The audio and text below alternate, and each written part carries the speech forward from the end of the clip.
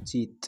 जी हाँ, first chapter बातचीत के बारे में बात करने वाले हैं और इसमें जो है प्रमुख चीज़ों के बारे में बात करेंगे दोस्तों। सबसे पहले तो लेखक परिचय बात करेंगे, उसके बाद जो है इसके संबंधित प्रश्न उत्तर, उसके बाद जो है इसका सारांश के बारे में याद करेंगे। दोस्तों इससे पहले बता दूं कि लेखक परिचय की बात सबसे पहले करना बहुत ज़रूरी है, क्योंकि लेखक परिचय से ही हमारा ऑब्जेक्टिव क्वेश्चन बना के पूछ लिए जाते हैं। तो चलिए हम सबसे पहले लेखक परिचय की बात करते हैं, उसके बाद जो है हम सारांश की बात करेंगे, फिर क्वेश्चन आंसर पे चलेंगे। ठीक है, तो चलिए देखते हैं हम पहले लेखक परिचय के बारे में। तो दोस्तों लेखक हमारे बातचीत पाठ का लेखक है बालकृष्ण भट्ट। बातचीत पाठ का लेखक है बालकृष्ण भट्ट। और दोस्तों बता दूं, बातचीत पाठ जो है एक ललित निबंध है और निबंधकार उनके हैं बालकृष्ण भट्ट। और उनका जन्म जो है दोस्तों 23 जून 1844 ईस्वी को हुआ था। 23 जून 1844 ईस्वी को हुआ था। ठीक है, और दोस्तों और निधन उनका 20 जुलाई 1914 ईस्वी को हो गया था। निधन 20 जुलाई 1914 ईस्वी को हो गया था। और ये प्रमुख निवासी थे दोस्तों इलाहाबाद के, जो कि यूपी में है, और आधुनिक काल के भारतेंदु युग के प्रमुख साहित्यकार भी रहे। यानी कि ये अगर पूछा जाए कि बालकृष्ण भट्ट जी किस युग के कवि थे, तो सॉरी किस युग के लेखक या साहित्यकार थे, तो भारतेंदु युग के साहित्यकार थे। ठीक, उसके बाद देखते हैं आगे इसकी रचनाओं के बारे में। प्रमुख रूप से रचनाएं, देखिए रचनाएं में उपन्यास में इनका आता है मूल रूप से रहस्य कथा, नूतन ब्रह्मचारी, 100 अजान एक सुजान, बहुत इंपॉर्टेंट है दोस्तों, 100 अजान एक सुजान, गुप्तवैरी, रसातल यात्रा, उचित दक्षिणा, हमारी घड़ी। दोस्तों बहुत ही इंपॉर्टेंट है ये सब रचनाएं, और उम्मीद करूंगा ये आप याद ही कर लेंगे। ठीक है, उसके बाद देखिए अब है सद्भाव का अभाव। सद्भाव का अभाव और नाटक पद्यावती, ये भी हमारा दोस्तों उपन्यास में आता है। उसके बाद देखिए किरातर्जुनीय, सॉरी किरातर्जुनीय, किरातर्जुनीय, किरातर्जुनीय, याद रखिएगा, टेढ़ा टेढ़ा बहुत ही नाम है इसका दोस्तों। उसके बाद वेणी संहार, शिशुपाल वध, नल दमयंती, नल दमयंती, शिक्षादान, चंद्रसेन। उसके बाद सीता वनवास, सीता वनवास, पतित पंचम, मेघनाथ वध, कट्टर सुम की एक नकल, कट्टर सुम की एक नकल, वहन्नला, इंग्लेश्वरी, क्या है दोस्तों, इंग्लैंडेश्वरी, इंग्लैंडेश्वरी, इंग्लैंडेश्वरी, इंग्लैंडेश्वरी, और भारत जननी। ये सब दोस्तों इनकी रचनाएं हैं। ये सभी क्वेश्चन कई तरह से ऑब्जेक्टिव बना के पूछ ले जाते हैं। भारतवर्ष और कली, दो दूर देसी, एक रोगी और एक वैद्य, रेल का विकट खेल, मोस्ट वीवीआई है ये दोस्तों।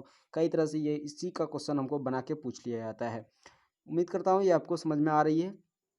विवाह, और उसके बाद प्रहसन, जो कि अक्सर पूछा जाता है 12th क्लास में। बेसिकली 12th क्लास में प्रहसन हमारा पूछा जाता है। उसके बाद जैसा काम वैसा परिणाम, नई रोशनी का विष, आचार विडंबन इत्यादि, ये सब दोस्तों प्रहसन में इनका आता है। उनके बाद अब बात करते हैं निबंध के बारे में। यानी कि निबंध जो है लगभग इन्होंने 1000 निबंध लिखे, जिनमें से 100 से ऊपर बहुत ही महत्वपूर्ण है, बहुत ही महत्वपूर्ण, बहुत ही इंपॉर्टेंट है। 100 से अधिक, 1000 निबंध लगभग इन्होंने लिखे, जिसमें 100 से अधिक ही क्या है, बहुत ही इंपॉर्टेंट है। उम्मीद करता हूँ दोस्तों कवि परिचय आपको समझ में, सॉरी लेखक परिचय आपको समझ में आई होगी। अब जो है बात करेंगे बातचीत, जो निबंधकार हैं इनके, बालकृष्ण भट्ट जी के, जिनकी रचना की है बातचीत पाठ की। अब उनके बारे में हम लोग सारांश की बात करेंगे कि क्या कही है इन्होंने बातचीत के बारे में। चलिए देखते हैं बातचीत, बातचीत शीर्षक का सारांश, बातचीत निबंध का सारांश की बात करेंगे। चलिए देखते हैं बातचीत शीर्षक निबंध जो है आधुनिक काल के प्रसिद्ध निबंधकार बालकृष्ण भट्ट द्वारा लिखा गया है। आपको बता दूं कि बालकृष्ण भट्ट जी जो थे वो आधुनिक काल के प्रसिद्ध निबंधकारों में से एक थे। आधुनिक काल के, याद रखिएगा, बालकृष्ण भट्ट किस काल के निबंधकार थे, आधुनिक काल के प्रसिद्ध निबंधकारों में एक बालकृष्ण भट्ट द्वारा लिखा गया, जिसमें वाक शक्ति की लेखन, यानी कि बता दूं आपको कि इनमें यानी कि बातचीत पाठ में बालकृष्ण भट्ट जी ने वाक शक्ति को लेकर ईश्वर का वरदान बताया। यानी कि वाक शक्ति, हम लोग जो बोलते हैं दोस्तों, हम लोग की बातचीत की जो क्षमताएं हैं, इसको ईश्वर का वरदान बताया है इन्होंने। और सही बात है कि ये जो है हमारा ईश्वर का दिया हुआ वरदान ही है, उपहार ही है। उसके बाद बालकृष्ण भट्ट जी कहते हैं कि वाक शक्ति अगर मनुष्य में ना होती तो जाने इस गूंगी सृष्टि का क्या हाल होता। यानी बोल रहे हैं कि वाक शक्ति यदि मनुष्य को ना देती तो इस गूंगी सृष्टि का क्या हाल हो जाता है, वही ये कामना कर रहे हैं। वे कहते हैं कि बातचीत में वक्ता को स्पीच की तरह नाज नखरा जाहिर करने का मौका नहीं दिया जाता। इसका मतलब है दोस्तों कि बातचीत जब किया जाता है, बातचीत जब वक्ता कहते हैं, तो उस जब बातचीत कर रहा है वो कोई वर्ड वो बोल रहा है, तो इसमें जो है उसे क्या किया जाता है दोस्तों, नाज नखरा जाहिर करने का मौका नहीं दिया जाता है। उम्मीद करता हूँ ये आपको समझ में आ रही है। उसके बाद वे कहते हैं कि जैसे आदमी को जिंदगी मज़ेदार बनाने के लिए, जी हाँ दोस्तों, शरीर को जो है एकदम ऊर्जापूर्ण रखने के लिए क्या क्या जरूरी है, यानी ऊर्जापूर्ण सब जब शरीर नहीं रहेगा तो जिंदगी क्या हो जाए, मज़ेदार नहीं हो पाएगा। उसी तरह बोल रहा है कि आदमी को जिंदगी मज़ेदार बनाने के लिए खाने पीने चलने फिरने इत्यादि की ज़रूरत है। खाने पीने चलने फिरने इत्यादि की ज़रूरत है, वैसे ही बातचीत भी अति आवश्यक है। जी हाँ, अगर बातचीत ही नहीं करेंगे तो खाना पीना, हमें क्या खाना है हमें क्या पीना है, ये सब तो कुछ पता ही नहीं कर पाएंगे, जैसे कि मानो कि आदि काल वाला ही बात हो जाएगा। तो इसलिए हमको जो है क्या करना पड़ता है, इन सब चीज़ों के लिए, इन सब चीज़ों की ज़रूरत पूर्ति के लिए, शरीर को कंफर्टेबल महसूस कराने के लिए जो है हमें क्या ज़रूरी है, बातचीत भी अति आवश्यक है दोस्तों। इससे चित्त क्या हो जाता है, हल्का और स्वच्छ हो जाता है। अब चित्त क्या है दोस्तों, चित्त जो होता है एक मन में गढ़ंत होता है, यानी कि मन में जो जमाव या बहुत ही मतलब मवाड़ बन के बैठा है और उसको जो है बातचीत के जरिए निकल जाता है। जैसे आप लोगों ने सुना होगा कि दुख बांटने से जो है थोड़ा दुख कम होता है, तो उसी तरह से जो है वो किस तरह से हम बांट सकते हैं, तो वाक शक्ति की वजह से ही बांट सकते हैं। तो वही कह रहा है कि चित्त हल्का और स्वच्छ हो जाता है, यानी जब बातचीत हम किसी से करते हैं तो मन जो हो जाता है वो स्वच्छ हो जाता है, और मवाद जो हृदय में जमा रहता है, मवाद मतलब होता है दोस्तों कोई कष्ट कोई पीड़ा जो हृदय में जमा रहता है वो भाप बनकर उड़ जाता है। जी हाँ, वो वाक शक्ति के जरिए भाप बनकर उड़ जाता है। उसके बाद देखिए बेन जॉनसन जी कहते हैं, बेन जॉनसन जी वाक शक्ति के बारे में बोलते हैं कि मनुष्य के रूप का साक्षात्कार होता है, बोलने से ही मनुष्य के रूप का साक्षात्कार होता है। दोस्तों यहाँ से एक नंबर का ऑब्जेक्टिव आपको गारंटी ही पूछेगा, हर हर एग्जाम में आपको यहाँ से पूछा ही पूछा जाता है, बिहार बोर्ड में तो पूछा ही पूछा रहता है कि बेन जॉनसन जी क्या कहते हैं वाक शक्ति के बारे में। बेन जॉनसन सी बेन जॉनसन जी वाक शक्ति के बारे में बोलते हैं कि बोलने से ही मनुष्य के रूप का साक्षात्कार होता है। जी हाँ दोस्तों, आपने बहुत लोगों को देखा होगा कि कोई बोल रहा है और उसकी बोली से ही, यानी उसके मात्र एक वर्ड से पकड़ लेते हैं कि इनका चरित्र क्या है, इनका चरित्र क्या है वो पकड़ लिया जाता है। तो वही कहते हैं बेन जॉनसन जी। ठीक है, उसके बाद देखते हैं लेखक कहते हैं, लेखक ने बातचीत के प्रकार को भी बताया है, लेखक ने बातचीत के प्रकार को भी बताया है। एडिसन मानते हैं कि असल बातचीत सिर्फ दो व्यक्तियों में हो सकती है, यानी एडिसन जी मानते हैं कि असल बातचीत जो होती है वो मात्र दो व्यक्तियों में हो सकती है, असल बातचीत। जी हाँ दोस्तों, ये सही बात है कि असल बातचीत जो होती है वो दो व्यक्तियों में हो सकती है, अर्थात दो व्यक्तियों में अगर अगर तीसरा व्यक्ति आ जाता है दोस्तों तो क्या हो जाता है, बातचीत का मन मतलब कि मजाक बन जाता है, वो बातचीत मतलब सीरियसली बात नहीं हो पाता है अगर दो व्यक्ति ना हो तो। तीन व्यक्ति यदि जैसे ही एंटर किया तीसरा व्यक्ति क्या होता है, बात जो है मौज मजावल वाला बात हो जाता है, मजाकिया बात हो जाता है। उसके बाद देखिए कह रहा है, अर्थात जब दो लोग होते हैं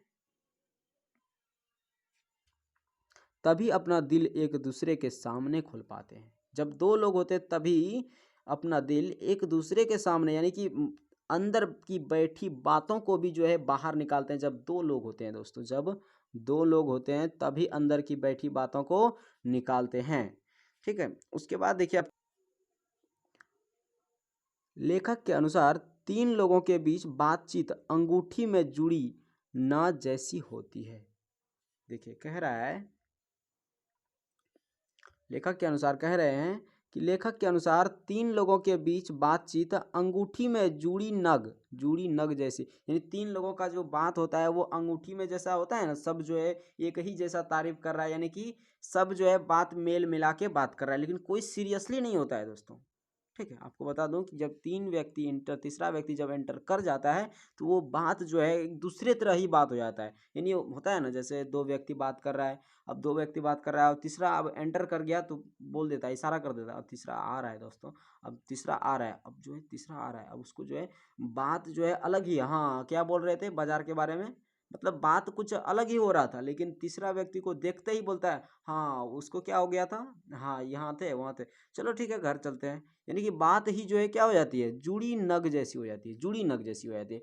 4 लोगों के बीच के बातचीत केवल फॉर्मेलिटी होती है। जी हाँ, 4 लोग जब होता है तो एकदम बक बक बक बक बक बक बक क्या क्या बकते हैं कुछ पता ही नहीं है उसका, मतलब अलग ही, जैसे कि वो बोला चढ़ा लिया वो, और जो है आप तो समझ ही गए। उसके बाद देखिए आप, अब लेखक जी कहते हैं, देखिए लेखक जी क्या कहते हैं फिर, यूरोप के लोगों में बातचीत का हुनर है, यानी यूरोप देश के जो लोग हैं उसमें बातचीत का काफ़ी ज़्यादा हुनर है।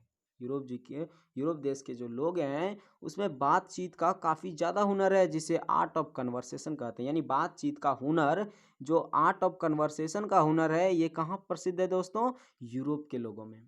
आर्ट ऑफ कन्वर्सेशन का जो हुनर है ये यूरोप के लोगों में बहुत ही ज़्यादा प्रसिद्ध है, यूरोप के लोगों में।